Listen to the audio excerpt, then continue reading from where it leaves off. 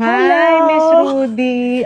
May crystal na talaga. I gave Nadala-dala it si for Miss you Rudy. as a gift. Wow, thank you. It's for you. Wow. Uy, ang bigat. Yes. Grabe. Hello.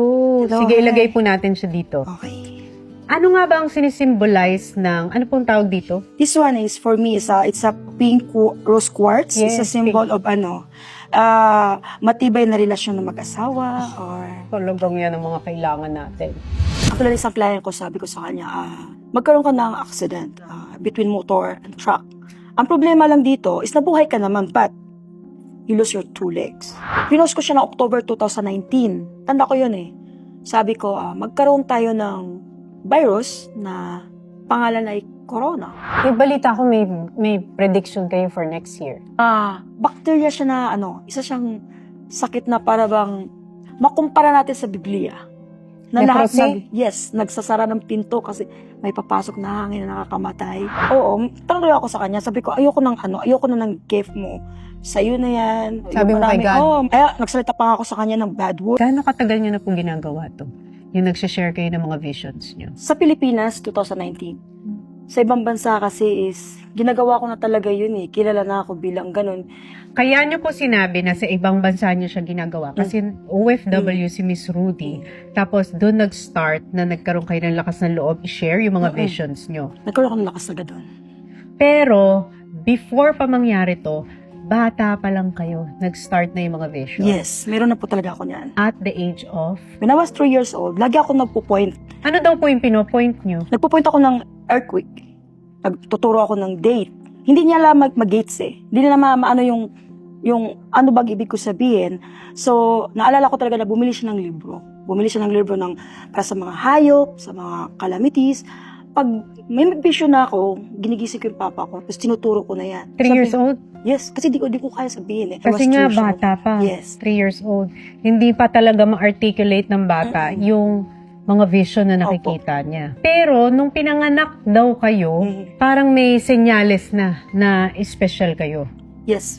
Nung lalabas na ako sa mundo, dinala ako sa ospital. Andyan na eh. Pagdating sa ospital, ayoko talaga daw lumabas. Nung dinala ako sa bahay, mahirapan paniwalaan, Miss Tonia, kasi I was not there. Siyempre, baby pa ako. Kwento lang dito ng parents ko. Nung nandun ako sa loob ng bahay namin, ang bilis ko raw lumabas, pero umulan sa bahay lang din namin.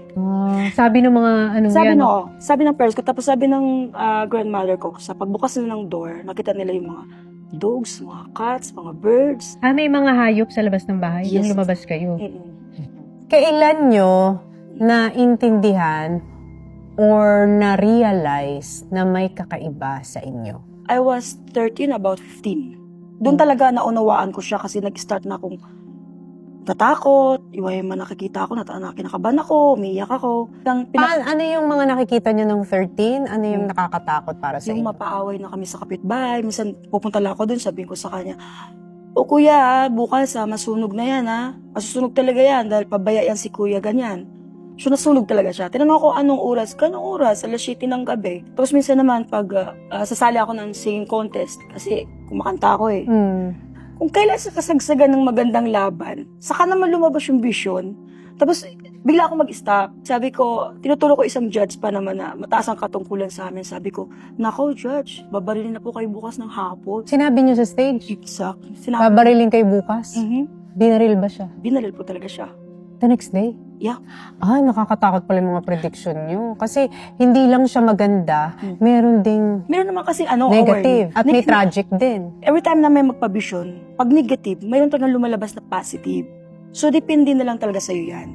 Paano mo i-handle yan? Halimbawa, di na ako mag-mention ng pangalan. So, I have a client, politician. Sabi ko sa kanya, sir, ganitong buwan ganitong araw. Hindi naman ako Diyos, tao lang ako. So, kung binibigay sa akin ng Diyos ang ganitong vision, ibig sabihin ayaw pa niya ikaw mawala. Ma-ambush po kayo ganitong araw. Sinabi mo? Yes. Sabi ko sa kanya, basta iwasan mo lumabas ng ganong araw. Ng ganong oras. Kung gusto mo lumabas, isa lang masabi ko sa'yo, wala ka ng ibang way, maliban sa way na yan. Huwag kang lumabas. Tumawag siya, madam, lalabas talaga ako sa importante lakad. Well, rest in peace. Binigyan ka na ng pagkakataon ng Diyos, ayaw mo sumunod. Hindi niya in-expect talaga sa kalagitnaan, inano siya. Ambush? Yes. Di naman. Patay? Yes. So, nasa sayo kasi yun Kung go or not. Depende sa'yo. Basta sinabi lang sa'yo na yun ang mangyari sa'yo, dapat harangan mo kasi ang dami ko namang na-save eh. Ano yung mga story na na-save nyo? Katulad ng... Katulad ng isang client ko, sabi ko sa kanya, magkaroon ka ng accident between motor and truck. Ang problema lang dito is nabuhay ka naman, but you lose your 2 legs. So sabi niya, Madam, bigyan mo ako ng clue. Ano ba maging damit ko nung araw na yun? Naka-basketball player ka na damit. So that time, nung paalis na pala siya, nakita niya mag-basketball player siya ng damit. So tumingin siya sa salamin. Bigla niya ako naalala. Hindi siya umalis. Pero, nung oras na yun may aksidente. Hindi siya. Hindi siya dun. Pero hindi kasi minsan yung mga visions na ganito, nakaka-instill siya ng fear na parang nalilimitahan na yung buhay mo. Na parang hindi mo na alam na parang kung ididepende mo. Kasi minsan ganun, magiging depende ka na eh. Na parang ayoko na, gusto ko munang malaman kung ano mangyayari sa akin. Pero the best kasi, Parang nag-ooperate na ng fear. Kasi gano'n naman talaga ang tao eh. Opo. Ito pa lang yung naririnig mo, yung utak mo layo na narating. Yes. Diba? So why you just do this part? Okay, ito pala yung vision mo sa akin. So bakit, ako kasi mas tinitingnan ko sa positive way. Bakit pinapakita ni Lord sa'yo yan? Kasi gusto pa niya makita kang buhay eh. If it's your time, wala tayong magagawa doon. Pinapakita niya sa'yo, so iwasan mo na lang. So sabi niyo 13 years old, unang lumabas, yung gift na yan, na-realize niyo meron kayong gift ng vision at ang mga mangyayari sa tao. Paano niyo ngayon ito na-control at paano kayo nabuhay na may ganitong gift? Kasi magbabago buhay niyo nun. Exactly. Ay, nagkakatotoo yung mga nakikita ko. 13, 14, 15, medyo struggle pa ako dun. Pagdating nung time na nawala yung parents ko, dun ako nainis. Sorry. Nainis kayo dun sa vision niyo? Dun sa gift? Yes, sorry. Bakit na kayo Basta pag parents, masakit sa dibdib. Yes. Yeah, sorry. Kahit na ang tagal na nun, laging sariwa yung sugat. Kasi, sabi ko sa kanila, mamamatay kayo ng sabay. So, ililibing kayo dito ng sabay. Sinabi niyo yun sa kanila? Yes. I did not. Sinabi ko naman, kasi yung mga tao kala nila, si Rudy, Ma'am Rudy, matapang. May vision yan. Minsan ba napagkakamalan ko, naku, baka baliw yan, kung ano nang sinasabi niya. Nung una, napagsabihan akong baliw. Na one time na sa ibang bansa ako, napagsabihan talaga ako nun, pero in the end of the day, napahiya rin sila doon. So, Sinabi niyo sa parents niyo? sinabi ko sa parents ko yun, na mamatay kayo ng sabay. Dito kayo inilibing. Dinala ko talaga sila doon. Tapos, taon-taon sila pupunta doon, Miss Tony. Tinitingnan nila kung may nakalibing doon. It's so weird lang kasi yung cemetery, marami na naghanap ng space. Pero yung space nila, wala talagang umagaw.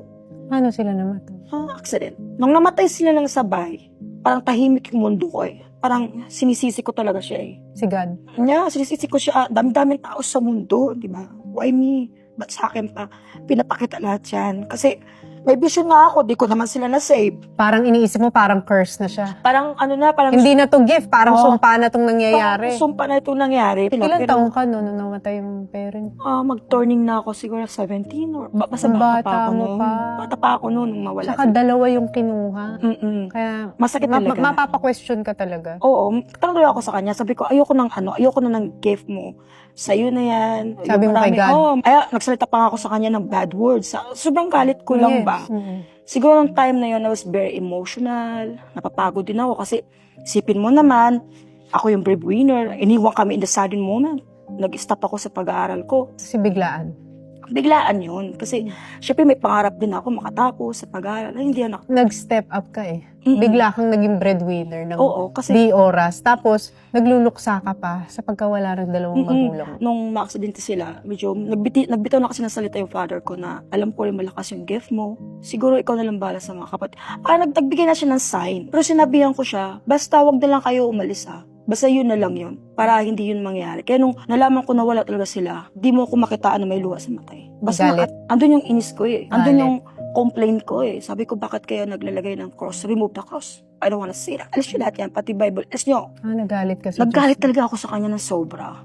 Until one day na talagang nag-decide ako, sige ako na lang gagalaw para sa atin kasi wala na tayong parents. Talagang pinahirapan siya sa akin yung sobrang hirap talaga. Hanggat one day na natulog ako sa isang lugar na yung kala ko patay na nga ako kasi kita ko talaga yung katawan ko nakahiga sa upuan habang tinitingnan ko sarili ko.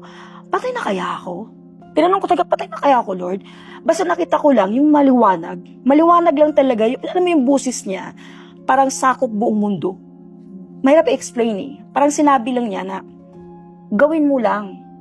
Yung, ipakita mo lang sa kanila. Sabihin sa akin, kaya mo yan, basta bumalik ka sa akin. Yun lang yung pakiusap niya, bumalik ka sa akin. Nag-isip pa nga ako nun. Umiyak talaga ako nun. Pero after nun talaga na, nasabi ko, okay, Lord, sorry na nasabi ko sa yung mga bad words, sorry na sinisisi kita sa lahat ng bagay. Ngayon naintindihan ko na kung bakit nangyari po yun, tanggap ko na tanggapin ko na yung gift ko, pero pwede ba akong makiusap? Huwag muna ngayon. Hindi ko pa siya, di ko muna siya gagamitin ngayon. Mag-abroad po talaga muna ako para sa mga kapatid ko. So, after nun, magulat ka na Nag-OFW lang kayo. ako. Tapos yung pera ko, 20 pesos na lang talaga. 20 pesos na inistas pa yung cellphone ko. Tinaya ko na lang talaga sa luto yun. Yun na lang talaga last alas ko. Tapos nanalo ako ng 5 numbers. Sinawagan ako ng agency. Mag-flight ka na. Lahat Nanalo bumalik. kayo sa loto? Yes. Magkano na panalunan yun? Sa ano pa yun, ng time na yun, 20,000. Wow. Ano yun? Nung sinabi mong babalik ka na kay God, babalikan, sorry ako. Hindi ako nagsunod-sunod yung parang... hindi ako bumalik sa kanya dahil ayoko maghirap. Hindi yun. Kailangan kasi tanggap mo talaga sa DP. Ano yung difference? Kasi tatanungin nila yan. Manghuhula po ba kayo o visionary? Visionary. Kasi iba yung manghuhula, Yes po. iba yung visionary. Yes. Visionary talaga sa akin. Kasi yung sa inyo, malinaw nyong nakikita Yes. yun. Paano nyo po masasabi na ang isang vision galing sa Diyos o galing sa kaaway? Simple lang. Di ba napapansin natin? Pag nag-post ako, sinasabi ko, maghanda na kayo mga taga Batangas kasi puputok ang taal, so maghanda kayo, magtabi kayo ng ganito. If that is from evil, wala dapat tayong warning. So, nung sinabi nyo maghanda kayo, pumutok ang taal, Yes. Para sa akin, warning yun galing kay God. paano pumapasok yung vision? Ting madaling araw yan. Gigisingin ka talaga kahit tulog ka. Totoo yan, may gising, tapos, totoo. Kaya tulog ko, sabi ko, pwedeng na lang, mamaya antok pa ako. Wala na, dilat na mata ko. Tapos, anong sasabihin? Papakita niya sa'yo, para kang nakaupo ka sa upuan,